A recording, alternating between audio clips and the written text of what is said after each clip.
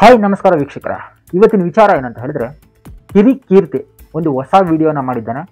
So ಧರ್ಮಸ್ಥಳದ ಬಗ್ಗೆ, ಧರ್ಮಸ್ಥಳ ರಕ್ಷತಿ ರಕ್ಷಿತಃ ಅಂತ ಹೇಳಿ ಒಂದು ವಿಡಿಯೋನ ಮಾಡಿದ್ದಾರೆ. ಸಿಕ್ಕಾಪಟ್ಟೆ ಹಲ್ಚಲನ್ನು ಎಬ್ಬಿಸ್ತಿದೆ ಅಂತಲೇ ಅನ್ಬೋದು.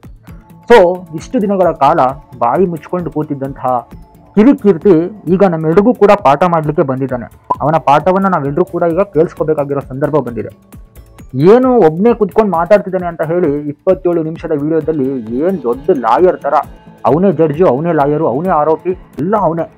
ಸೊ ಸಿಂಗಲ್ ಮ್ಯಾನ್ ಆರ್ಮಿ ಥರ ಏನು ಬಾಯಿಗೆ ಬಂದಿದ್ದು ಮಾತನಾಡಿದ್ದು 1 ಕೋಟಿ ಜನಗಳ ತಲೆಯಲ್ಲಿ ಲದ್ದಿ ತುಂಬಿದೆ ಅಂತೆ.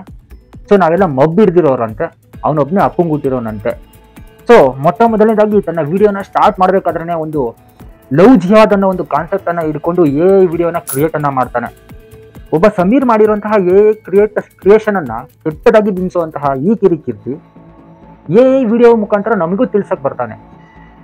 ಸಮೀರು ಗುಗ್ಗು ನನ್ನ ಮಗ ಮುಖಾಂತರ ನಮಗೆ ಮಬ್ ಮಾಡ್ಲಿಕ್ಕೆ ಬಂದ, ನೀನೆಂತ ದೊಡ್ಡ ಗುಗ್ಗು ನನ್ನ ಮಗ ಇರಬೇಕು, ನಮ್ಮನ್ನು ಮತ್ತೆ ಮುಖಾಂತರ ಮಬ್ ಮಾಡ್ಲಿಕ್ಕೆ ಬಂದಿರೋನು. ಸೊ ಎರಡನೇದು ನಮ್ಗೆಲ್ರಿಗೂ ಕೂಡ ಅಂತಾರೆ, ಈ ವಿಡಿಯೋ ಮಬ್ ಹಿಡ್ದಿರೋರು, ತಲೆಯಲ್ಲಿ ಸಗಣಿ ಇರೋರಿಗೆ ಮಾತ್ರ ಅಂತ ಹೇಳಿ. ಸೊ ಈ ವಿಡಿಯೋನ ಬರೋಬ್ಬರಿ 5 ಲಕ್ಷ ಜನ ನೋಡಿದ್ದೀರಾ. ನಿಮ್ಮೆಲ್ರಿಗೂ ಕೂಡ ತಲೆಯಲ್ಲಿ ಮಬ್ಬಿದೆ ಹಾಗೂ ಸಗಣಿ ತುಂಬಿದೆ ಅಂತ ಅರ್ಥ.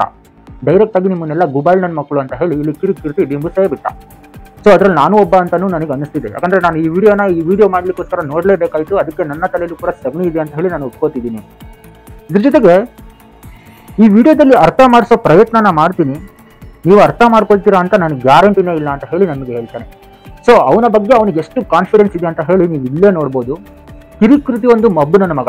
ಯಾಕಂದ್ರೆ ಅವನಿಗೆ ತನ್ನ ಸಂಸಾರವನ್ನೇ ನೆಟ್ಟಿಗೆ ನೋಡ್ಕೊಳಕ್ಕಾಗಿಲ್ಲ. ಅದ್ರ ಜೊತೆಗೆ ಅವನು ಬದುಕ್ತಿರೋದ ಗ್ರೇಸ್ ಪೀರಿಯಡ್ ಅಂತ ಅವನು ಅನ್ಕೊಂಡಿದ್ದಾನೆ. ಸೊ ಅಂದಿದ್ದಾನೆ, ನಮ್ಮ ಮುಂದೆನೇ ಅಂದಿದ್ದಾನೆ, ಗ್ರೇಸ್ ಪೀರಿಯಡ್ ಬದುಕ್ತಿರೋನು ನಾವು ರಿಯಲ್ ಲೈಫಲ್ಲಿ ಬದುಕ್ತಿರೋರಿಗೆ ಪಾಠ ಮಾಡಲಿಕ್ಕೆ ಬರ್ತಿದ್ದಾನೆ. ಇವನ ಪಾಠವನ್ನ ನಾವುಗಳು ಕೇಳಬೇಕು. ಯಾಕಂದ್ರೆ ನಮ್ಮ ತಲೆಯಲ್ಲಿ ಸಗಣಿ ಇದೆ, ಇವನ ತಲೆಯಲ್ಲಿ ಬುದ್ಧಿ ಇದೆ. ಅದು ಯಾವ ಬುದ್ಧಿ? ಕಿತ್ತೋಗಿರೋ ಬುದ್ಧಿ. ಸೊ ಇವನು ಮಾತನ್ನ ನಾವು ಕೇಳಬೇಕು. 1 ಕೋಟಿ ಜನಕ್ಕೆ ಇವನು ಹೇಳ್ತಾನೆ ಮಬ್ಬಿಡ್ದಿದೆ, ಸಗಣಿ ತುಂಬಿದೆ ಅಂತ ಹೇಳಿ. ನಿಮ್ಮ ಜನ್ಮಕ್ಕೆ ನಾಚಿಕೆ ಇಲ್ವಾ ಅಂತ ಹೇಳಿ ನಮಗೆ ಹೇಳ್ತಾನೆ. ನಮ್ಮ ಜನ್ಮಕ್ಕೆ ನಾಚಿಕೆ ಇಲ್ಲ ಸರಿ, ನಿನ್ನ ಜನ್ಮಕ್ಕೆ ನಾಚಿಕೆ ಇದೆಯಾ? ಹೆಂಡತಿಯನ್ನ ಸಾಕೋ ಕೆಪಾಸಿಟಿ ಇಲ್ದಿರೋನು ನೀನು, ಹೆಂಡತಿ ಇಲ್ಲದೆ ಸಾಯಕ್ ಹೋದವನು ನೀನು. ನಿನ್ನ ಯೋಗ್ಯತೆ ಏನು ಅಂತ ಹೇಳಿ ನಮಗೆ ಗೊತ್ತಿದೆ. ಸಾಯಕ್ ಹೋದವನು ಗ್ರೇಸ್ ಪೀರಿಯಡ್ ಬರ್ತಿದ್ದೀನಿ ಅಂತ ಹೇಳಿ ಗ್ರೇಸ್ ಆಗಿ ಏನೇನೋ ಮಾತಾಡ್ಲಿಕ್ಕೆ ಹೋಗ್ಬೇಡ. ಸ್ವಲ್ಪ ಮಾನ ಮರ್ಯಾದೆ ನಾಚಿಕೆ ಅನ್ನೋದನ್ನ ಇಟ್ಕೋ. ಸೊ ಅದ್ರ ಜೊತೆಗೆ ಇನ್ನೊಂದು ಇವನು ಪ್ರಣಬ್ ಮಹಂತಿ ಅವರಿಗೆ ಕಿರಿಕೀರ್ತಿ ಒಂದು ಸೊಲ್ಯೂಷನ್ ಅನ್ನ ಕೊಡ್ತಾನೆ. ಒಂದು ಟಿಪ್ಸ್ ಅನ್ನ ಕೊಡ್ತೀನಿ, ನೀವು ಸಮೀರನ್ನ, ಮಹೇಶ್ ತಿಮ್ಮಾರೆಡ್ಡಿಯನ್ನ ಹಾಗೆ ಗಿರೀಶ್ ಮಠಣ್ಣನ್ ಅವರನ್ನ ಅವರ ಫೋನ್ ಇಸ್ಕೋಬೇಕು, ಅವರ ವಿಡಿಯೋನ ಒಂದು ಪ್ರೂಫ್ ಆಗಿ ಇಟ್ಕೋಬೇಕು, ಅವರಿಗೆ ನೋಟಿಸ್ ಕೊಡಬೇಕು ಅಂತ ಹೇಳಿ. ಅದು ನನಗೆ ಗೊತ್ತಿದೆ, ಅವ್ರಿಗೆ ನೋಟಿಸ್ ಹೋಗುತ್ತೆ ಅಂತ ಹೇಳಿ ಹೇಳ್ತಿದ್ದಾನೆ. ಯಾಕಂದ್ರೆ ಈಗ ಗೃಹ ಸಚಿವರು ಪರಮೇಶ್ವರ್ ಅಲ್ಲ, ಇವನಿಗೆ ಬಿಟ್ಕೊಟ್ ಆಗಿದೆ ಅವರು. ಸೊ ಈಗ ಇವನೇ ನಡೆಸ್ತಾ ಇರೋದು. ಯಾಕಂದ್ರೆ ಇದು ಸಿಕ್ಕಾಪಟ್ಟೆ ಹೈ ಪ್ರೊಫೈಲ್ ಕೇಸಿಗೆ ಬಂದಿರೋದ್ರಿಂದಾಗಿ ಇವನೇ ನಡೆಸ್ತಿರೋದು. ಈಗ ಇದನ್ನ ಇವಾಗ ನಮ್ಮ ಪರಮೇಶ್ವರ್ ಅವರು ನಡೆಸ್ತಿಲ್ಲ, ಅದಕ್ಕೋಸ್ಕರ ಇವನಿಗೆ ಕೊಟ್ಬಿಟ್ಟಿದ್ದಾರೆ ಅಂತ ಹೇಳಿ ಇವನ ತಲೆಯಲ್ಲಿ ತುಂಬಿಕೊಂಡು ಮಾತಾಡ್ತಿದ್ದಾನೆ. ತಾನು ಹುಟ್ಟೋಕೆ ಮುಂಚೆನೆ ನಡೆದಿರುವಂತಹ ಘಟನೆಗಳ ವಿವರನ ಸಮೀರ್ ಎಲ್ರಿಗೂ ಹೇಗೆ ಕೊಡ್ತಾನೆ ಅಂತ ಹೇಳಿ ಇವನು ಹೇಳ್ತಾನೆ. ಅಲ್ಲಿಗೆ ಇವನು ಹೇಳೋ ಪ್ರಕಾರ, ನಾನು ಹುಟ್ಟೋಗಿಂತ ಮುಂಚೆ ಏನಾದರೂ ಒಂದು ಕೇಸ್ ನಡೆದಿರಲಿ, ಏನೋ ಒಂದು ಕೊಲೆನೋ ಅತ್ಯಾಚಾರನೋ ಮತ್ತೊಂದು ನಡೆದಿರಲಿ, ಆಮೇಲೆ ನಾನು ಏನಾದರೂ ಪೊಲೀಸ್ ಆದರೆ ನಾನು ಹುಟ್ಟೋಕ್ಕಿಂತ ಮುಂಚೆ ನಡೆದಿರೋ ಕೇಸು ನಾನು ಮಾಡೋಲ್ಲ ಅಂತ ಹೇಳಬೇಕು. ಯಾಕಂದರೆ ನಾನು ಹುಟ್ಟೋಕ್ಕಿಂತ ಮುಂಚೆ ನಡೆದೋದ್ರೆ ನನಗೆ ಅದ್ರ ಬಗ್ಗೆ ನನಗೆ ಗೊತ್ತಾಗಲ್ಲ.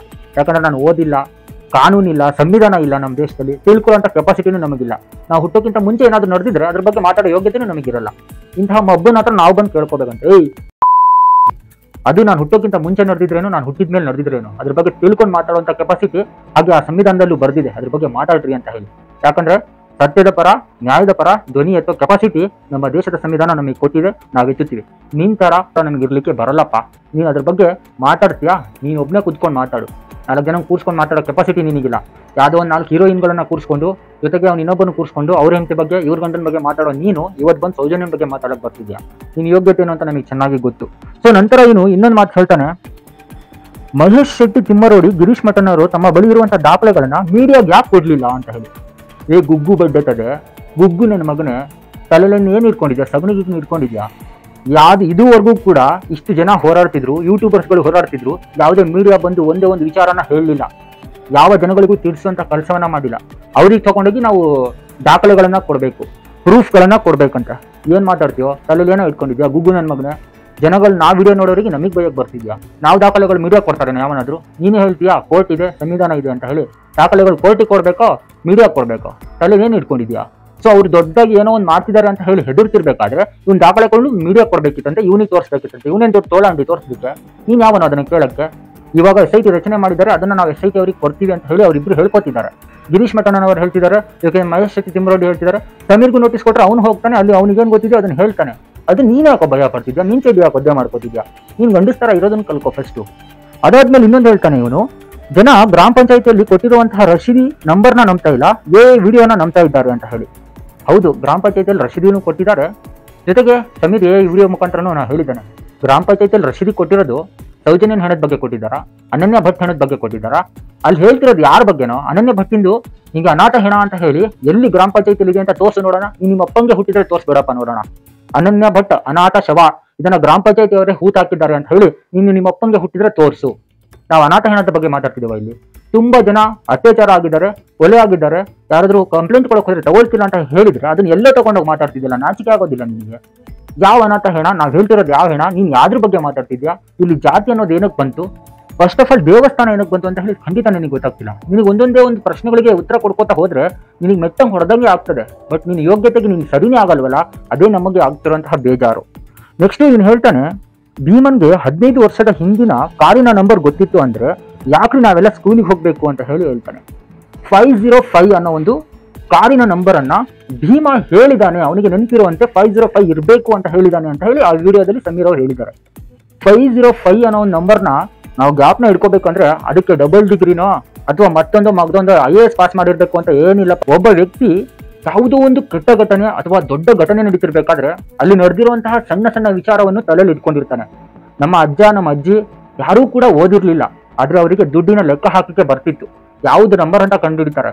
ಇವತ್ತಿಗೂ ಕೂಡ ನಿನಗೆ ಗೊತ್ತಿರ್ಬೋದು ನಾವು ಯಾವ ಜನರೇಷನ್ ಅಲ್ಲಿ ಇದೀವಿ ಅಂತ ಹೇಳಿ. ಈ ಜನರೇಷನ್ ಅಲ್ಲಿ ತುಂಬಾ ಜನಕ್ಕೆ ಓದ್ಲಿಕ್ಕೆ ಬರಲಿಲ್ಲ ಅಂದ್ರೂ ಐಫೋನ್ ಅನ್ನ ಯೂಸ್ ಮಾಡ್ತಾರೆ, ಅಲ್ಲಿರುವಂತಹ ನಂಬರ್ಗಳನ್ನ ಯೂಸ್ ಮಾಡ್ತಾರೆ. ಆ ಕೆಪಾಸಿಟಿ ಎಲ್ರಿಗೂ ಇದೆ. ಓದೋನಿಗೆ ಮಾತ್ರ ನಂಬರ್ಗಳು ಗೊತ್ತಾಗುತ್ತೆ ಅಂತ ಹೇಳಿ ಏನೂ ಇಲ್ಲ. 505 ಅನ್ನೋ 3 ನಂಬರ್ನ ನೆನ್ಪಿಡ್ಕೊಳ್ಳೋಕೆ 15 ವರ್ಷ ಅಲ್ಲ 100 ವರ್ಷ ಆದ್ರೂ ಕೂಡ ನೆನ್ಪಿಡ್ಕೋತಾರೆ.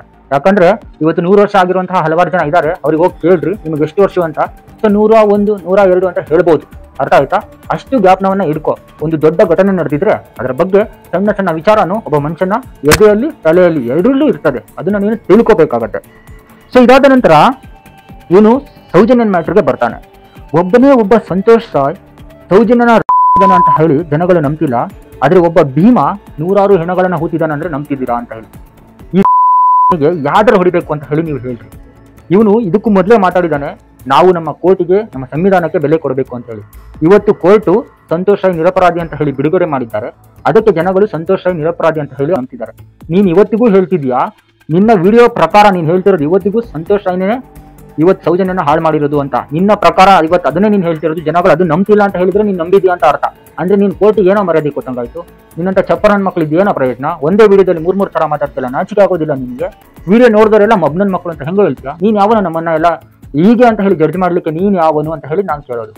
ಅವಳನ್ನ ಯಾವ ರೀತಿಯಲ್ಲಿ ಯಾವ ಸಿಚುವೇಶನ್ ಅಲ್ಲಿ ಬಿಟ್ಟು ಹೋಗಿದ್ರು ಅಂತ ಹೇಳಿ ಫೋಟೋ ಸಮೇತ ನೋಡಿರ್ತೀಯ. ಇನ್ನು ನಾನು ಹೇಳ್ತಾನೆ, ನಾನು ಜರ್ನಲಿಸಮ್ ಅಲ್ಲಿ ಇದ್ದೆ 15 ವರ್ಷ ಅಂದ್ರೆ ನಾನು ಕೀಳ್ತಾ ಇದ್ದೆ ಜರ್ನಲಿಸಮ್ ಅಲ್ಲಿ. ಅವಾಗ ಒಂದು ಪ್ರಶ್ನೆ ಮಾಡೋ ಯೋಗ್ಯತೆ ಇರಲಿಲ್ಲ ನಿನಗೆ. ನಿನ್ ಬಾಳಿಗಿಷ್ಟು. ಸೌಜನ್ಯ ಸಾವುಗೂ ಮುಂಚೆನೆ ಪಂಚಾಯಿತಿಯಲ್ಲಿ ತುಂಬಾ ಹೆಣಗಳ ಮಾಹಿತಿ ಇತ್ತು, ಆದ್ರೆ ಸಮೀರ್ ಹೇಳ್ತಾನೆ ಧರ್ಮಸ್ಥಳದವರೇ ರಾತ್ರಿ ಹೊತ್ತು ಹೆಣಗಳನ್ನ ಹೂತಾಕ್ತಿದ್ರು ಅಂತ ಹೇಳಿ. ಇದು ಸಿಕ್ಕಾಪಟ್ಟೆ ಚೆನ್ನಾಗಿರುವಂತಹ ಒಂದು ಪಾಯಿಂಟ್. ಸೌಜನ್ಯನ ಹೆಣಗಳು ಸಿಗೋಕ್ಕಿಂತ ಮುಂಚೆನೆ ಪಂಚಾಯಿತಿಯಲ್ಲಿ ಸಿಕ್ಕಾಪಟ್ಟೆ ರಶೀದಿಗಳು ಇದ್ವು. ಹೌದು, ಪಂಚಾಯಿತಿ ಬೆಳಿಗ್ಗೆ ಕೆಲಸ ಮಾಡ್ತಿತ್ತೋ ರಾತ್ರಿ ಕೆಲಸ ಮಾಡ್ತಿತ್ತೋ ಗುಗ್ಗು, ಹೆಣಗಳು ಬೆಳಿಗ್ಗೆ ಸಿಗ್ತದೆ, ಬೆಳಿಗ್ಗೆ ಹೋಗಿ ಹೂತಾಕ್ತಾರೆ. ಅದನ್ನ ಅಲ್ಲಿ ಎಲ್ಲೋ ಒಂದು ಚೀಟಿಯಲ್ಲಿ ಒಂದು ರಶೀದಿಯಲ್ಲಿ ಬರ್ದು ಹಾಕ್ತಾರೆ. ರಾತ್ರಿ 1 ಗಂಟೆ 2 ಗಂಟೆ ಸುಮಾರು 12 ಗಂಟೆ ಮೇಲೆ ಪಂಚಾಯಿತಿ ಅವ್ರಿಗೆ ಕೀಳ ಕೆಲಸ ಇರಲಿಲ್ವಾ? 12 ಗಂಟೆ ಮೇಲೆ ಭೀಮನೇ ಬಂದು ಆ ಹೆಣಗಳನ್ನ ಹೂತಾಕ್ಬೇಕು ಅಂತ ಯಾವನ ಹೇಳಿತು? ಯಾವ ಪಂಚಾಯಿತಿ ಹೇಳ್ತಿತ್ತು 12 ಗಂಟೆಗೆ? ಯಾವ ಪಂಚಾಯಿತಿ ಕೆಲಸ ಮಾಡುತ್ತದೆ? ಇಲ್ಲಿ ಆ ದೇವಸ್ಥಾನದ ಬಗ್ಗೆ ಆಗಿರ್ಬೋದು, ಆ ಒಂದು ದೇವರ ಬಗ್ಗೆ ಆಗಿರ್ಬೋದು, ಯಾರೂ ಕೂಡ ಎಲ್ಲೂ ಮಾತಾಡಿಲ್ಲ. ಇವನೇ ಈಗ ಹಿಂದೂಗಳನ್ನ ಕಟ್ಟ ಹಾಕುವಂತ ಕೆಲಸಗಳನ್ನ ಮಾಡ್ತಿದ್ದಾನೆ. ಅವ್ರ ಮೇಲೆ ಎತ್ತ ಹಾಕ್ಬೇಕು. ಫಸ್ಟ್ ಆಫ್ ಆಲ್ ತಿಳ್ಕೊ, ಸಮೀರ್ ಅನ್ನೋ ಒಂದು ಹುಡುಗ ಬಂದಿದ್ದು ಈ ಒಂದು ಮ್ಯಾಟ್ರಿಗೆ. ಆಮೇಲೆ ಅದಕ್ಕೂ ಮುಂಚೆ 100 ಜನ ಇದ್ರ ಬಗ್ಗೆ ಹೋರಾಡಿದ್ದಾರೆ. ಮಹೇಶ್ ಶೆಟ್ಟಿ ತಿಮ್ಮರೋಡಿನೂ ಹಿಂದೂ, ಗಿರೀಶ್ ಮಟ್ಟಣ್ಣನವರು ಹಿಂದೂ, ಹಾಗೆ ಸೌಜನ್ಯನ್ ತಾಯಿನೂ ಹಿಂದೂ, ಅನನ್ಯ ಭಟ್ಟು ಕೂಡ ಹಿಂದೂ. ಹೀಗೆ ತುಂಬಾ ಜನ ಹಿಂದೂಗಳಿದ್ದಾರೆ. ಆಗ ಎಲ್ಲೋಗಿದ್ದೆ ನೀನು? ನಿನ್ನ ಗಂಡಸ್ಥಾನ ಅವತ್ತೆಲ್ಲೋಗಿತ್ತು? ಇವತ್ತು ಸಮೀರ್ ಅನ್ನೋನೊಬ್ಬ ಮಾತಾಡಿದ ಕೂಡಲೇ ನೀನು ಎದ್ದೆದ್ದು ಹಾರಾಡ್ತಿದ್ಯಲ್ಲ, ನೀನ್ ಗಂಡಸ್ತಿರ್ಲಿಲ್ವಾ? ಜರ್ನಲಿಸಮ್ ಮೇಲೆ ಕೇಳಕ್ಕಿದ್ಯಾ? ಅವಾಗ ಮಾಡ್ಬೇಕಿತ್ತು, ಧ್ವನಿ ಎತ್ತಬೇಕಿತ್ತು, ತಾಕತ್ತಿದ್ರಿ ನೀನು. ಇವತ್ತು 3-4 ಯೂಟ್ಯೂಬ್ ಚಾನಲ್ಗಳನ್ನ ಮಾಡ್ಕೊಂಡು ದೊಡ್ಡ ಹೀರೋಗಳ ತರ ಬರ್ತೀರಾ. ನೀನ್ ಕಣೋ UC ಗೋಸ್ಕರ ಸಾಯ್ತಿರೋ ಅಂತ ನೀವು. ಅವನು ಏನೋ ಒಂದು ಹೇಳ್ತೀರಾ, ಏನೋ ಎಲ್ಲೋ ಡಾಲರ್ ಬಂದಿತ್ತು ಅದಕ್ಕೆ ದುಡ್ಡು ಬರ್ತೀರಾ, ಫಂಡ್ ಬಂತು ಅಂತ ಹೇಳಿ ಏನೋ ಒಂದು ನ್ಯಾಯದ ಪರ ಎತ್ತಿದ್ದ, ಅದಕ್ಕೆ ವಿಡಿಯೋನ ಡಿಲೀಟ್ ಮಾಡಿಸೋಂಥ ಕೆಲಸ ನೀವೇ ಯಾಕೋ ಮಾಡಿದ್ರಿ? ನೀನೇನು ಮಾಡಿಲ್ಲ ಅಂತ ಹೇಳಿದ್ರೆ ನೀನೇನಕ್ಕೋ ಹೆದರ್ಬೇಕಿತ್ತು? ಫಸ್ಟ್ ಆಫ್ ಆಲ್ ಆ ವಿಡಿಯೋನ ಡಿಲೀಟ್ ಮಾಡಿಸೋಂಥ ಭಯ ನಿನ್ನಲ್ಲಿ ಏನಕ್ಕೆ ಬಂತು ಅದನ್ನ ಹೇಳು ಫಸ್ಟ್. ಅದ್ರ ಬಗ್ಗೆ ಮಾತಾಡೋ ಅಂದ್ರೆ ಆ ವಿಡಿಯೋ ಮಾಡಿದವನ ಬಗ್ಗೆ ಮಾತಾಡ್ತೀಯ. ಯಾರು ನ್ಯಾಯದ ಪರ ನಿಲ್ತಾರೋ ಅವರ ವಿರುದ್ಧ ಮಾತಾಡಕ್ಕೆ ಹೋಗ್ತಿಲ್ಲ. ನಿನಗೆ ಏನ್ ಸಂಸ್ಕೃತಿ ಕಳಿಸಿದಾರೋ ನಿಮ್ಮ ಮನೆಯಲ್ಲಿ? ನೀನು ಒಬ್ಬ ಜರ್ನಲಿಸಮ್ ಅಲ್ಲಿ ಇದ್ದಂತ ಕೀಳಕ್ ಹೋಗ್ಬಿಡು. ಏನಾದ್ರು ಕಳೆಗಳಿದ್ರೆ ಭೀಮಾ ತೆಗ್ದಿರುವಂತಹ ಹೆಣದ ಬಗ್ಗೆ ಡಾಕ್ಯುಮೆಂಟ್ಸ್ ಪಂಚಾಯತಿಯಲ್ಲಿ ಇರಬಹುದಂತೆ. ಇದನ್ನ ಇವನು ಆಲ್ರೆಡಿ ತಿಳ್ಕೊಂಡ್ಬಿಟ್ಟಿದ್ದ. ಇಷ್ಟೋ ಗಂಟ ಹೇಳ್ದ ಭೀಮಾ 164 ಮುಖಾಂತರ ಕೋರ್ಟಿನಲ್ಲಿ ಹೇಳಿಕೆಯನ್ನ ಹೇಳಿದ್ದಾನೆ. ಇದ್ರ ಬಗ್ಗೆ ಸಮೀರ್ ಹೇಗೆ ಗೊತ್ತಾಯ್ತು ಅಂತ ಹೇಳಿ. ಬಟ್ ಈಗ ನೀನ್ ಹೇಳ್ತಿದ್ಯಲ್ಲ, ಭೀಮಾ ತೆಗ್ದಿರುವಂತಹ ಒಂದು ಮೂಳೆ ಏನಿದೆ ಅದರ ಬಗ್ಗೆ ಅಪ್ಡೇಟ್ ಗ್ರಾಮ ಪಂಚಾಯತಿಯಲ್ಲಿ ಇರ್ಬೋದು ಅಂತ ನಿನ್ನ ಹತ್ರ ಬಂದು ಹೇಳಿದ್ನ ಗ್ರಾಮ ಪಂಚಾಯತಿ ಅವನು. ಭೀಮಾ ತೆಗ್ದಿರುವಂತಹ ಮೂಳೆಯ ಡಾಕ್ಯುಮೆಂಟ್ಸ್ ನಮ್ಮ ಹತ್ರ ಇದೆ ಅಂತ. ನೀನ್ ಅವನ ಇದನ್ನ ಜಡ್ಜ್ ಮಾಡಕ್ಕೆ? ಇಲ್ಲಿ ನೀನು ಸಮೀರ್ಗೆ ಹೇಳ್ತೀಯ, ಅವ್ನು ಯಾರು ಜಡ್ಜ್ ಮಾಡಕ್ಕೆ ಅಂತ. ಈ ವಿಚಾರದಲ್ಲಿ ನೀನೇ ಅವನ್ ಮತ್ತೆ ಜಡ್ಜ್ ಮಾಡಕ್ಕೆ. ನೀನು ಮಾತ್ರ ಬಂದ್ಬಿಟ್ಟು ಒಳ್ಳೆಯವನು ಅಂದ್ಬಿಟ್ಟು ಒಳ್ಳೆ ಬಂದು ಹುಚ್ಚ ಹೋಗ್ಬೋದು ಅಂತ. ಇವನು ಮಾತ್ರ ಒಳ್ಳೆಯವನು, ಯಾಕಂದ್ರೆ ಇವನು ಹಿಂದೂ ಅಲ್ಲ, ಹಿಂದೂ ಆಗಿ ಹುಟ್ಬಿಟ್ಟಿದ್ದಾನೆ, ಏನು ಮಾಡಿದ್ರು ನಡೀತದೆ. ಮುಸ್ಲಿಂ ಮಾತ್ರ ಬಂದ್ಬಿಟ್ಟು ಏನು ಕೇಳೋಂಗಿಲ್ಲ. ಯಾಕೆ ಹೇಳು? ಅವನಿಗೆ ಹುರ್ಗೈತಿ ಇವನಿಗೆ, ಯಾಕಂದ್ರೆ ಇವನಿಗೆ ಗಂಡಸ್ಥಾನ ಇರಲಿಲ್ಲ. ಇವನು ಬಂದು ಮಾತಾಡಲಿ ಗಂಡಸ್ಥಾನ ಇರಲಿಲ್ಲ. ಯಾರೋ ಒಬ್ಬ ಬಂದು ಮಾತಾಡಿದ್ರೆ ಅವ್ನ ಗಂಡಸ್ಥಾನಕ್ಕೆ ಚಾಲೆಂಜ್ ಹಾಕುವಂಥದ್ದು. ಇವನು ಫೋನ್ ಪೇ ಮಾಡಿಸ್ಕೊಂಡಿರೋದು, ಅವನಿಗೆ ಸ್ಕ್ರೀನ್ ಶಾಟ್ಗಳನ್ನ ಹಾಕಿ ತೋರಿಸೋದು. ಏನು 3 ಫೋಟೋ ಪಕ್ಕದಲ್ಲಿ ಹಾಕ್ಬಿಟ್ಟು ತೋರಿಸ್ತೀಯಾ? ನಿನ್ನ ಯೋಗ್ಯತೆಗೆ ನಿನಗೆ ತಾಕತ್ತಿದ್ರೆ ಸೌಜನ್ಯನ ಫೋಟೋಗಳು ಹಾಕ್ಬಿಟ್ಟು ಅದರ ಬಗ್ಗೆ ಒಂದು ವಿಡಿಯೋ ಮಾಡಿ ನೋಡೋಣ. ಅದರ ಬಗ್ಗೆ ಎಲ್ಲ ಇನ್ಫಾರ್ಮೇಶನ್ ತಗೊಂಡು ವಿಡಿಯೋ ಮಾಡೋ ತಾಕತ್ ಐತೆ ನಿನಗೆ? ಯಾರೋ 4 ಜನ ಕೂತ್ಕೊಂಡು ಡಬಲ್ ಮೀನಿಂಗ್ ಡೈಲಾಗ್ ಪಡ್ಕೊಂಡು ವಿಡಿಯೋ ಮಾಡೋ ನಿನಗೆ ಇಷ್ಟು ಇದಿರಬೇಕಾದ್ರೆ ಅವರೆಲ್ಲ ಪಕ್ಕ ಇನ್ಫಾರ್ಮೇಶನ್ಗಳನ್ನ ಇಟ್ಕೊಂಡು ಒಂದು ವಿಡಿಯೋನ ಮಾಡಿ ಜನಗಳಿಗೆ ತಲುಪಿಸುವಂತ ಕೆಲಸ ಮಾಡಿದ್ರು. ಆ ವಿಡಿಯೋ ಹೆಂಗೋ 1 ಕೋಟಿ ಜನ ನೋಡ್ಬಿಟ್ರು. ಆ 1 ಕೋಟಿ ಜನಕ್ಕೂ ಮಬ್ಬಿಡ್ದಿದ್ಯಾ? ಅವ್ರ ತಲೆ ಸಗಣಿ ಇದೆಯಾ? ನೀನು ಮಾತ್ರ ಅಪ್ಪಂಗೆ ಹುಟ್ಟಿರೋನು, ನಿನ್ನ ತಲೆಯಲ್ಲಿ ಮಾತ್ರ ಮೆದುಳಿರೋದು. ಇನ್ನು ಉಳಿದವರೆಲ್ಲ ಏನು ಬೇರೆ ಹುಟ್ಟಿರೋರ? ಸೊ ನೆಕ್ಸ್ಟ್ ಹೇಳ್ತಾನೆ, ತನಿಖೆಯಲ್ಲಿ ನಡೆಯುವ ಒಂದೊಂದು ಘಟನೆಗಳಿಗೂ ಸಂಭ್ರಮಿಸಬೇಡಿ. ಕೊನೆಯಲ್ಲಿ ಆರೋಪಿ ಸಿಕ್ಕ ಮೇಲೆ ನಾನು ನಿಮ್ಮ ಜೊತೆ ಬಂದು ಸಂಭ್ರಮಿಸ್ತೇನೆ ಅಂತ ಹೇಳಿ. ಆಗ ಬಂದು ಕೀಳಕ್ ಬಂದ್ಬಿಡು. ಆವಾಗ ಕೊನೆಯಲ್ಲಿ ಕೀಳಕ್ ಬಂದ್ಬಿಡು. ಇವಾಗ್ಲೇನೆ ನಿನ್ನ ಯೋಗ್ಯತೆಗೆ ನೀನು ಬಂದು ಏನ್ ನಡೀತಿದೆ ಅಂತ ಹೇಳೋ ಅಂತ ಹೇಳಿದ್ರೆ ಅದನ್ನ ಹೇಳೋ ಯೋಗ್ಯತೆ ನಿನಗಿಲ್ಲ. ಕೊನೆಯಲ್ಲಿ ಬರ್ತಾನಂತೆ ಇಲ್ಲಿ ಏನು ಅಲ್ಲಾಡ್ಸ್ಲಿಕ್ಕೆ. ಅವಾಗ ಅಲ್ಲಾಡ್ಸ್ಲಿಕ್ಕೆ ನೀನು ಬರ್ಬೇಕಾಗಿಲ್ಲ. ನಮಗೆ ಗೊತ್ತಿದೆ ಹೇಗೆ ಸಂಭ್ರಮಿಸಬೇಕು. 13 ವರ್ಷಗಳಿಂದ ಒಂದು ಹೆಣ್ಣಿಗೆ ನ್ಯಾಯ ಸಿಕ್ಕಿಲ್ಲ. ಅಲ್ಲಿ ನಡೆದಿರುವಂತಹ ಘಟನೆಗಳ ಬಗ್ಗೆ ಈಗೇನೋ ಸರ್ಕಾರ ಒಂದು ಮುತುವರ್ಜಿಯನ್ನು ವಹಿಸಿ ದೊಡ್ಡದಾಗಿ ಏನೋ ಒಂದು ಮಾಡ್ಲಿಕ್ಕೆ ಹೊರಟಿದೆ ಅಂತ ಹೇಳಿ ಅದರ ಬಗ್ಗೆ ಮಾತಾಡ್ಲಿಕ್ಕೆ ಹೋದ್ರೆ ನೀನು ಇಲ್ಲ ಸಲ್ಲದ ಆರೋಪಗಳನ್ನ ಹೇಳ್ತಾ ಇದೀಯಾ. ದೇವರನ್ನ ತಂದು ಮಧ್ಯೆ ಇಡ್ತಾ ಇದೀಯಾ. ನಿನಗೆ ಆ ದೇವರು ಈಗಾಗಲೇ ಎಂತಹ ಶಿಕ್ಷೆ ಕೊಟ್ಟಿದ್ದಾನೆ ಅಂತ ನಿನಗೆ ಗೊತ್ತು. ನಿನ್ನಿಂದ ದೂರ ಮಾಡಿರೋದೇ ಆ ದೇವರು, ಧರ್ಮಸ್ಥಳದ ಆ ದೇವರು. ಯಾಕಂದ್ರೆ ನಿನಗಿದ್ದಂತಹ ಜವಾಬ್ದಾರಿಯಲ್ಲಿ ನಿನ್ನ ಹೆಣ್ಣಿಗೆ ಈ ಒಂದು ನ್ಯಾಯ ಕೊಡಿಸ್ಬೇಕಿತ್ತು. ಆ ಕೆಪಾಸಿಟಿ ನಿನಗೆ ಬರಲಿಲ್ಲ. ಅದಕ್ಕೆ ಆ ದೇವರು ಇವತ್ತು ನಿನಗೆ ಆ ಶಿಕ್ಷೆ ಕೊಟ್ಟಿರೋದು. ಅದೇ ನಿನಗೆ ಹಾಕ್ಸಿರುವಂತಹ ಕಪ್ಪು ಕಾಣಿಕೆ ಅಂತ ಹೇಳಿ ನಾನು ಹೇಳಲಿಕ್ಕೆ ಇಷ್ಟಪಡ್ತೀನಿ. ಇದಾದ್ಮೇಲೆ ಹೇಳ್ತಾನೆ, ನೀವೆಲ್ಲ ಮಬ್ಬಿನ ಮಕ್ಕಳು, ನನಗೆ ಅರ್ಥ ಆಗ್ತಾ ಇದೆ, ಇದು ನಿಮಗೆ ಅರ್ಥ ಆಗ್ತಾ ಇಲ್ಲ ಅಂತ ಹೇಳಿ. ಸೊ ಇದೆಲ್ಲಾನು ಕೂಡ ಸಮೀರ್ ಮಾಡಿರೋದೆಲ್ಲಾನು ಇವನಿಗೆ ಅರ್ಥ ಆಗ್ತಿದೆ ಅಂತೆ. ಗಿರೀಶ್ ಮತಣ್ಣನವರು ಮಾಡಿರೋದೆಲ್ಲಾನು ಇವನಿಗೆ ಅರ್ಥ ಆಗ್ತಿದೆ ಅಂತೆ. ಮಹೇಶ್ ತಿಮ್ರೋಡಿ ಮಾಡಿರೋದೆಲ್ಲಾನು ಇವನಿಗೆ ಅರ್ಥ ಆಗ್ತಿದೆ ಅಂತೆ. ನಮಗೆ ಅರ್ಥ ಆಗ್ತಾ ಇಲ್ವಂತೆ. ನಾವುಗಳು ಮಬ್ಬಿಡ್ದಿರೋರಂತೆ, ನಮ್ಮ ತಲೆಯಲ್ಲಿ ಸಗಣಿ ಇದೆ ಅಂತೆ. ಇವ್ರ ಅಪ್ಪ ಮಾತ್ರ ಇವನನ್ನ ಗಂಡಸ್ ಅಂತ ಹುಟ್ಟಿಸಿರೋದು. ಇನ್ನು ಉಳಿದವ್ರು ಎಲ್ರಿಗೂ ಕೂಡ ಅವ್ರ ಅಪ್ಪಂದ್ರೆ ಏನಂತ ಹುಟ್ಟಿಸಿದಾರೆ. ನಿನ್ನ ತಲೆಯಲ್ಲಿ ಮಾತ್ರ ಬುದ್ಧಿ ಇರೋದು. ಇವನು ಒಬ್ಬನೇ ಈಗ ಐಕ್ಯೂ ಲೆವೆಲ್, ಇವನಿಗೆ ಇರುವಂತಹ ಐಕ್ಯೂ ಲೆವೆಲ್ ಇಡೀ ಪ್ರಪಂಚದಲ್ಲಿ ಯಾವನಿಗೂ ಇಲ್ಲ. ಇವನು ಕೂತಲ್ಲೇ ಹಿಂಗೆ ಯೋಗ ಮಾಡ್ಬಿಟ್ಟು ಎಲ್ಲವನ್ನೂ ಹೇಳ್ಬಿಡ್ತಾನೆ. ಅಷ್ಟು ಕೆಪಾಸಿಟಿ ಇದೆ ಇವನಿಗೆ. ಕೆಳಗಡೆ ಕಮೆಂಟ್ ಓದೋ, ನಿನಗೆ ಉಗ್ಗಿರುವಂತಹ ಕಮೆಂಟ್ಗಳು ಓದೋ, ನೋಡೋಣ ಸಾಕು. ನಿನ್ನ ಯೋಗ್ಯತೆ ಏನು ಅಂತ ಹೇಳಿ ಅಲ್ಲೇ ಗೊತ್ತಾಗೋದು. ನಿನ್ನ ಬಂಡವಾಳ ಏನು ಅಂತ ಹೇಳಿ ಅಲ್ಲಿ ಗೊತ್ತಾಗ್ತಿದೆ. ಇವತ್ತು ಯಾರ್ಯಾರು ಹೋರಾಡ್ತಿದ್ದೀರೋ ನಿಮಗೆಲ್ರಿಗೂ ಕೂಡ ಅಣ್ಣಪ್ಪ ಸ್ವಾಮಿ ಧರ್ಮಸ್ಥಳಕ್ಕೆ ಕರೆಸಿ ಕಪ್ಪು ಕಾಣಿಕೆ ಹಾಕಿಸ್ತಾನೆ. ಗೊತ್ತು ಕಣಪ್ಪ, ಯಾರ್ಯಾರು ತಪ್ಪು ಮಾಡಿದ್ದಾರೆ ಅವರನ್ನ ಆ ಧರ್ಮಸ್ಥಳದ ಅಣ್ಣಪ್ಪ ಸ್ವಾಮಿ ಯಾವತ್ತಿಗೂ ಕೂಡ ಕ್ಷಮಿಸಲ್ಲ. ಏನೇ ನಾನು ಹೇಳ್ತೀನಲ್ಲ, ಕರ್ಮ ಅನ್ನೋದು ಲೇಟ್ ಆಗ್ಬೋದು, ಆದ್ರೆ ಶಾಶ್ವತವಾಗಿ ಬಂದೇ ಬರುತ್ತೆ. ಅದನ್ನ ಅನುಭವಿಸ್ಲೇಬೇಕು. ಆಲ್ರೆಡಿ ನೀನು ಅದನ್ನ ಇಂಚಲ್ಲಿ ತಪ್ಪಿಸ್ಕೊಂಡು ಬಂದಿದ್ಯಾ. ಮತ್ತೆ ಅದೇ ಕಡೆಗೆ ಹೋಗ್ಬೇಡ. ದಯವಿಟ್ಟು ನಿನಗೆ ಹೇಳ್ತಾ ಇದ್ದೀನಿ, ಒಂದು ಸಾರಿ ನಿನಗೆ ಚಾನ್ಸ್ ಕೊಟ್ಟಿರೋದು ಅದೇ ಅಣ್ಣಪ್ಪ ಸ್ವಾಮಿ ಅನ್ಕೊಂಡು ಇವತ್ತಾದ್ರೂ ನ್ಯಾಯದ ಪರ ಇರೋದನ್ನು ಕಲಿ. ಇವತ್ತು ನಿನ್ನ ಹತ್ರ ಕಪ್ಪು ಕಾಣಿಕೆಯನ್ನ ಯಾವ ರೀತಿಯಲ್ಲಿ ಹಾಕ್ಸ್ಕೊಂಡಿದ್ದಾನೆ ಅಂತ ನಿನಗೆ ಗೊತ್ತು. ಇದೆಲ್ಲ ಕೂಡ ಅಣ್ಣಪ್ಪ ಸ್ವಾಮಿಯ ದಯೆಯಿಂದಾನೇ ಆಗಿರೋದು. ಯಾಕಂದ್ರೆ ಒಂದು ಹೆಣ್ಣಿನ ಬಗ್ಗೆ ನಿನಗಿದ್ದಂತಹ ಅಧಿಕಾರವನ್ನು ಬಳಸಿ ಮಾತಾಡಲಿಲ್ಲ. ನೀನು ಇವತ್ತು 4-5 ಚಾನಲ್ಗಳನ್ನ ಮಾಡ್ಕೊಂಡು ನಿನಗೆ ಬಾಯಿಗೆ ಬಂದಂತೆ ಮಾತಾಡ್ತೀಯ. ಅದೆಲ್ಲ ಕಣೋ. ನೀನು ಒಂದು ಜರ್ನಲಿಸಮ್ ಅಲ್ಲಿ ಇದೆಯಾ ಅಂತ ಹೇಳಿದ್ರೆ ನಿನಗೆ ಗಂಡಸ್ಥಾನ ಇರಬೇಕು. ನಿನಗೆ ಆರ್ಮಿಯ ಪವರ್ ಇರಬೇಕು. ಒಬ್ಬರ ವಿರುದ್ಧ ಆಗಿರ್ಬೋದು, ಒಬ್ಬರ ಪರ ಆಗಿರ್ಬೋದು ಧ್ವನಿ ಎತ್ತಬೇಕು ಅಂತ ಹೇಳಿ ಗಂಡಸ್ಥಾನ ಇರಬೇಕು. ಸುಮ್ಮನೆ ವಿಡಿಯೋ ಬಂದು ಮಾಡಿಬಿಟ್ಟು ಯಾರೋ ಒಬ್ಬ ನ್ಯಾಯದ ಪರ ಕೇಳ್ತಿದ್ದಾನೆ ಅಂತ ಹೇಳಿದ್ರೆ ಅದನ್ನ ಬೇರೆ ಕಡೆ ಡೈವರ್ಟ್ ಮಾಡಿಬಿಟ್ಟು ಹೇಳುವಂಥದ್ದೆಲ್ಲ ಗಂಡಸ್ಥಾನ. ಆರೋಪಿಯನ್ನ ಬಿಡಿಸಲಿಕ್ಕೆ ಯಾರ್ಯಾರು ಹೋರಾಡಿದ್ರು, ಎಷ್ಟೆಷ್ಟು ಖರ್ಚು ಮಾಡಿದ್ರು ಅಂತ ಹೇಳಿ ನಾವೆಲ್ಲರೂ ಕೂಡ ನೋಡಿದ್ದೇವೆ ಅಂತ ಹೇಳಿ ಕಿರಿಕೀರ್ತಿ ಹೇಳಿದ್ದಾನೆ. ಸೊ ಸಂತೋಷ್ ರಾಯನ್ನ ಬಿಡಿಸ್ಲಿಕ್ಕೆ ತುಂಬಾ ಜನ ಹೋರಾಡಿದ್ರಂತೆ. ಸೊ ಈ ವಿಡಿಯೋ ಮುಂಚೆನೆ ನೀನು ಒಂದು ಮಾತನ್ನ ಹೇಳ್ತಾ, ನಾನು ನನ್ನ ಕಾನೂನಿಗೆ, ನನ್ನ ಸಂವಿಧಾನಕ್ಕೆ ನಾನು ತುಂಬಾ ಬೆಲೆಯನ್ನ ಕೊಡ್ತೀನಿ, ಅದರ ವಿರುದ್ಧವಾಗಿ ಒಂದು ಮಾತನ್ನು ಕೂಡ ಎಲ್ಲೂ ಕೂಡ ಆಡಿಲ್ಲ ಅಂತ ಹೇಳಿ ಇದೇನು ಮತ್ತೆ ಮಾತಾಡಿರೋದು? ಆರೋಪಿಯನ್ನ ಬಿಡಿಸ್ಲಿಕ್ಕೆ ಎಷ್ಟು ಜನ ಹೋರಾಡಿದ್ರು, ಖರ್ಚು ಮಾಡಿದ್ರು ಅಂತ ಹೇಳಿ ನಿಮಗೆ ಗೊತ್ತು. ಹಂಗಿದ್ರೆ ಸಂತೋಷ ಆರೋಪಿ, ಕೋರ್ಟ್ ದುಡ್ಡಿಸ್ಕೊಂಡ್ಬಿಟ್ಟು ಹೊರಗಡೆ ಬಿಡ್ತಾ ಅವನನ್ನ. ನೀನು ಇಲ್ಲಿ ಮಾತಾಡ್ತಿರೋದು ಏನಂತ ಹೇಳಿದ್ರೆ, ಸಂತೋಷನ್ನ ನಿರಪರಾಧಿ ಅಂತ ಹೇಳಿ ಕೋರ್ಟ್ ಬಿಡುಗಡೆ ಮಾಡಿದೆ, ಅವನನ್ನ ಆರೋಪಿ ಅಂತ ಹೇಳಿ ನೀನು ಇಲ್ಲಿ ಹೇಳ್ತಾ ಇದೀಯಾ. ಅವನನ್ನ ಬಿಡಿಸ್ಲಿಕ್ಕೆ ತುಂಬಾ ಜನ ಟ್ರೈ ಮಾಡಿದ್ವಿ ಅಂತ ಹೇಳ್ತಿದ್ಯಾ? ಹಂಗಿದ್ರೆ ಕೋರ್ಟ್ಗೆ ನೀನು ಇದೇನಾ ಮರ್ಯಾದೆ ಕೊಡ್ತಾ ಇರೋದು ಅಂತ ಹೇಳಿ ನಾನು ನಿಮಗೆ ಒಂದು ಪ್ರಶ್ನೆಯನ್ನ ಕೇಳ್ತೀನಿ. ಜನಗಳನ್ನ ಮಬ್ ಮಾಡ್ಲಿಕ್ಕೆ ಬರಬೇಡ. ಕೇಳು, ಸರ್ಕಾರ SIT ರಚನೆ ಮಾಡಿದೆ ಅಂತ ಹೇಳಿದ್ರೆ ಯಾವನೋ ಒಬ್ಬ ಗುಗ್ಗು ಬಂದು ಹೇಳಿದ್ರೆ ಕೂಡಲೇ ರಚನೆ ಮಾಡಲ್ಲ. ನಮ್ಮ ಸರ್ಕಾರ ಒಂದು SIT ರಚನೆ ಮಾಡಿದೆ ಅಂತ ಹೇಳಿದ್ರೆ ಅಲ್ಲೇನೋ ಒಂದು ನಡೆದಿದೆ ಅಂತಾನೆ ಅರ್ಥ. ಅದಕ್ಕೆ ದೊಡ್ಡದಾದಂತಹ ಒಂದು ಸಾಕ್ಷಿ ಸಿಗತ್ತೆ ಅಂತಾನೆ ಅರ್ಥ. ಯಾರೋ ಒಬ್ರು ಮುಂದೆ ಬಂದಿದ್ದಾರೆ ಅಂತಾನೆ ಅರ್ಥ. ಆಗ್ಲೇ ಒಂದು ಸರ್ಕಾರ ಒಂದು SIT ರಚನೆ ಮಾಡೋದು. ನೀನು ಅದನ್ನ ಮೊದಲು ತಿಳ್ಕೊಳ್ಳೋದನ್ನು ಕಲಿ. ವಿಡಿಯೋ ನಂಬ್ಕೊಂಡು ಅದೇ ಸತ್ಯ ಅಂತ ನಂಬಿರೋ ನೀವುಗಳಿಗೆ ನಾಚಿಕೆ ಆಗಬೇಕು ನಿಮ್ಮ ಜನ್ಮಗಳಿಗೆ ಅಂತ ಹೇಳಿ 1 ಕೋಟಿ ಜನಗಳಿಗೆ ಬೈದಿದ್ದಾನೆ. ಸೊ ನಮ್ಗೆಲ್ರಿಗೂ ಕೂಡ ನಾಚಿಕೆ ಆಗಬೇಕು. ಯಾಕಂದ್ರೆ ನಾವು ಸೌಜನ್ಯನ ಪರ ನಿಂತಿದ್ದೀವಿ, ಧರ್ಮಸ್ಥಳಿ ನಡೆದಿರುವಂತಹ ಹಲವಾರು ಕೊಲೆಗಳ ಪರ ನಿಂತಿದ್ದೀವಿ. ಅದಕ್ಕೆ ನಮಗೆ ನಾಚಿಕೆ ಆಗ್ಬೇಕಂತೆ.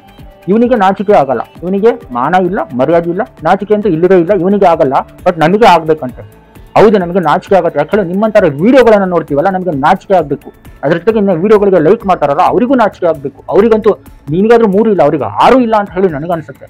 ಮುಂದಿನ ದಿನಗಳಲ್ಲಿ SIT ರಚನೆ ಆಗಿದೆ, ಇದರ ವರದಿಯನ್ನು ತಂದು ಕೊಡುತ್ತೆ. ಯಾರಾದ್ರೂ ಇದರಲ್ಲಿ ದೋಷಿ ಅಂತ ಹೇಳಿ ಗೊತ್ತಾದ್ರೆ ಆಗ ಬಂದು ನೀನು ಏನಾದ್ರು ಸಂಭ್ರಮಿಸಿದ್ರೆ, ಆಗ ಬಂದು ಏನಾದ್ರೂ ಬಕೆಟ್ ಇಡ್ರಿ ಅಂತ ಕೆಲಸ ಮಾಡಿದ್ರೆ ಜನಗಳು ಇವತ್ತು ಕಮೆಂಟ್ ಅಲ್ಲಿ ಏನು ಉಗಿತಿದಾರೋ ನಾಳೆ ನಿನ್ನ ಮುಂದೆನೇ ನಿನಗೆ ಕ್ಯಾಕರ್ಸಿ ಮಕ್ಕಕ್ಕೆ ಹೋಗಿದ್ದಾರೆ. ಇದ್ರ ಬಗ್ಗೆ ನಿಮಗೆ ಏನಿಸುತ್ತೆ ಅದನ್ನ ಕಮೆಂಟ್ ಮಾಡಿ ನನಗೆ ತಿಳಿಸಿ. Thank you.